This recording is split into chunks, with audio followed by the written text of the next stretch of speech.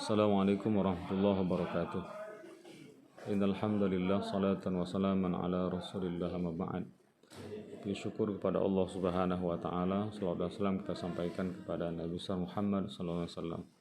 Baik anak kami sekalian, bagaimana kabar hari ini? Mudah-mudahan dalam keadaan sehat walafiat dan selalu dalam lindungan Allah Subhanahu wa taala.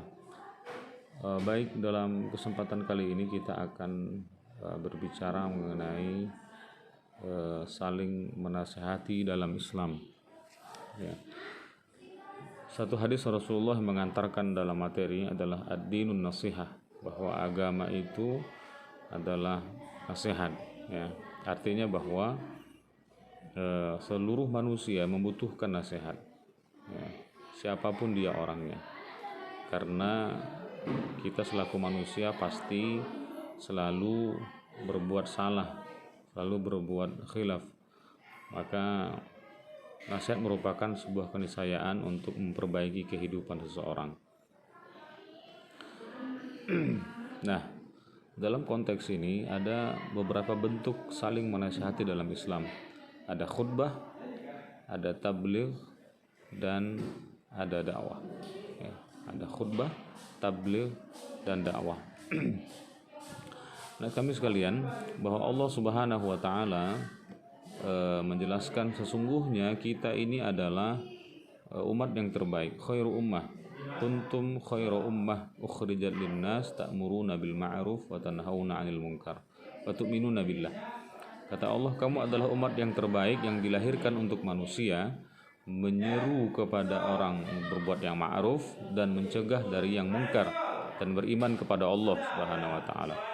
Nah, jadi ketika kita ingin dikategorikan sebagai umat yang terbaik, maka syaratnya yang Allah berikan kepada kita adalah bahwa kita diperintahkan untuk mengajak orang kepada untuk berbuat yang baik, ma'ruf, dan kemudian mencegah orang untuk berbuat yang munkar. Ya, ketika dua hal ini sudah kita lakukan dalam hidup, maka dari mulai hal yang kecil, ya, apa saja yang untuk menyuruh kepada orang kepada yang baik itu adalah bagian dari nasihat, baik kepada adik kita, kepada kakak kita, kepada keluarga kita, kepada teman-teman kita. Maka semua bentuk hal-hal yang mengajak orang kepada yang baik dan mencegah orang berbuat yang buruk, maka itu adalah bagian dari nasihat. Nah, kami sekalian, kembali lagi bahwa di antara bentuk nasihat itu ada khutbah, ada tabligh, dan ada dakwah. Kita akan lihat satu persatu. Yang pertama adalah khutbah. Ya. Sebagaimana dijelaskan di atas bahwa khutbah bagian dari aktivitas ibadah. Ya. Khutbah ini adalah bagian dari aktivitas ibadah, artinya dia ini berkaitan dengan satu ibadah yang lain. Contohnya sholat Jumat. Ya. Kemudian kalau sholat Jumat tidak ada khutbahnya, maka tidak akan sah sholat Jumatnya. Kemudian wukuf di Arafah dalam pelaksanaan haji, maka di sana ada khutbah wukuf. Ya. Kemudian ada juga ibadah-ibadah yang sunnah. Ya. Ada khutbah, misalnya contohnya khutbah nikah. Biasanya juga dalam pernikahan ada yang menyampaikan khutbah sebagai bentuk nasihat kepada mempelai yang menikah. Nah, orang yang menyampaikan khutbah disebut dengan khatib. Ya, perbuatan disebut dengan khutbah. Orang yang menyampaikan khutbah itu disebut dengan khatib. Bagi anak-anak kami yang muslim, yang laki-laki, tentu tidak asing lagi ketika sholat Jumat, maka kemudian dia akan mendengarkan khutbah dari khatib Jumat. Ya. Nah, beberapa hal yang perlu diperhatikan dalam melaksanakan khutbah atau sebagai seorang khatib. Yang pertama adalah seorang khatib harus memahami akidah yang sahih, yang benar, sehingga dia tidak sesat dan menyesatkan orang lain. Ini penting sekali. Ya. Yang pertama, seorang khatib itu harus punya dasar akidah yang kuat, akidah yang bersih, atau salimul akidah yang selamat. Jangan sampai kemudian seorang khatib itu punya masalah dengan akidahnya. Anda khawatir ketika dia menyampaikan khutbah dan isi khutbahnya itu kemudian tidak sesuai dengan akidah yang benar, maka dikhawatirkan bahwa isi khutbah itu bisa akan menyesatkan orang lain. Dan dalam akidah merupakan hal yang paling dasar. ketika seorang khatib salah menyampaikan isi materi khutbahnya kemudian mengakibatkan orang lari daripada akidah yang benar, maka bisa jatuh kepada perbuatan syirik, itu sangat berbahaya sekali. Yang kedua, seorang khatib harus memahami fikih sehingga mampu membimbing manusia dengan cahaya syariat menuju jalan yang lurus. Artinya setidaknya seorang khatib memahami hukum-hukum dalam Islam. Ya, terutama ketika menyampaikan satu topik, satu masalah ya dalam khutbahnya, maka dia harus betul-betul paham tentang materi yang dia sampaikan, terutama tentang masalah hukum-hukumnya. Jangan sampai kemudian dia menyampaikan suatu hal yang dia tidak paham hukumnya, dan itu bisa menyesatkan atau membuat orang salah. Yang seharusnya haram menjadi halal misalnya, atau yang seharusnya halal menjadi haram dan sebagainya. Yang ketiga, seorang khatib harus memperhatikan keadaan masyarakat, kemudian mengingatkan mereka dari penyimpangan-penyimpangan yang mendorong kepada ketaatan. Nah, seorang khatib juga harus tahu dengan siapa dia bicara, dengan orang-orang seperti apa yang dia nasihati. Maka yang pertama, dia harus sesuaikan materinya, kemudian bahasanya yang mudah difahami oleh orang lain, dengan bahasa yang jelas, bahasa yang mudah difahami, sehingga kemudian orang lebih mudah memahami apa yang disampaikan oleh seorang khatib. Dan kemudian melihat bagaimana perkembangan masyarakat yang tempat dia berkhutbah itu.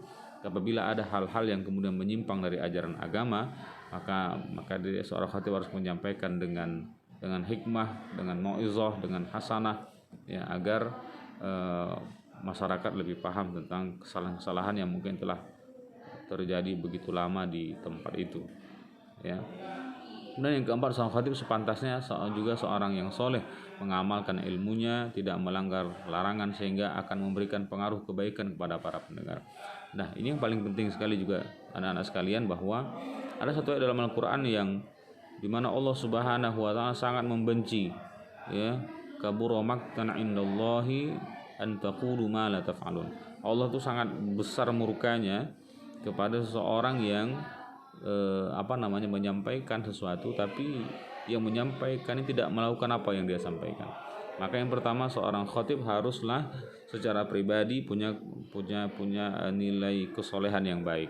Artinya ibadahnya baik, gitu ya. Apa yang disampaikan dia amalkan, menjadi contoh, menjadi keteladanan bagi masyarakat tempat dia, dalam tempat dia berdakwah, dalam tempat dia berkhutbah itu.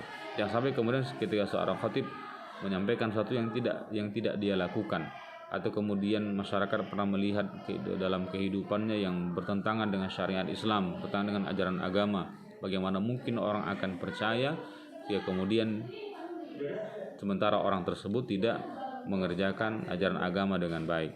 Nah, Rasulullah SAW sendiri telah memberikan contoh yang luar biasa, bahwa apa yang dia kerjakan, apa yang dia sampaikan telah Rasulullah kerjakan, sehingga masyarakat betul-betul melihat langsung bagaimana syariat agama itu diajarkan dalam kehidupan sehari-hari.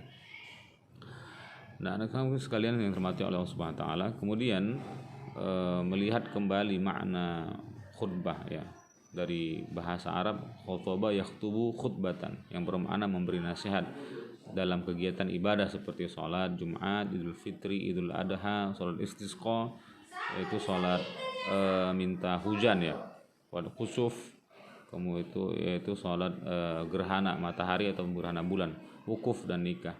Nah, menurut istilah khutbah berarti kegiatan ceramah kepada sejumlah orang Islam dengan syarat dan rukun tertentu yang berkaitan langsung dengan keabsahan dan kesunahan ibadah. Misalnya khutbah Jumat pada sholat Jumat, khutbah nikah untuk kesunahan akad nikah, khutbah diawali dengan membaca hamdalah, pujian kepada Allah, salawat kepada Rasul, wasiat takwa, dan kemudian doa. Nah, kembali lagi bahwa khutbah ini sangat berkaitan dengan sebuah ibadah. Kalau kemudian khutbah ini punya rukun, ada rukun-rukun khutbah, dan kalau rukunnya ini terpenuhi dengan baik, maka ibadah itu akan sah. Tapi kalau kemudian rukun khutbahnya tidak sempurna, maka tidak saja khutbahnya yang batal, tapi juga ibadah yang berkaitan dengan khutbah itu juga akan ikut batal. Anak masih yang dirahmati Allah Subhanahu wa Ta'ala. Nah, jadi mungkin itulah sepintas mengenai materi kita dalam hal menasehati dalam bentuk khutbah. Sekali lagi simpulannya bahwa khutbah ini lebih formal, ya, lebih formal, kemudian dia berkaitan dengan ibadah yang lain dan mempengaruhi sah atau tidaknya ibadah yang lain dari khutbah itu. Dan kemudian seorang khatib juga punya ketentuan, kemudian ada rukunnya dan harus dipenuhi dengan baik. Ketika rukunnya dipenuhi dengan baik, maka khutbahnya sah. Demikian juga amal ibadah yang dikerjakan yang berkaitan dengan khutbah itu. Wallahu a'lam. Mudah-mudahan materi tentang khutbah ya, sebagai bagian dari bentuk nasihat dalam Islam dapat dipahami dengan baik. Demikian, terima kasih atas segala perhatian. Wassalamualaikum warahmatullahi wabarakatuh.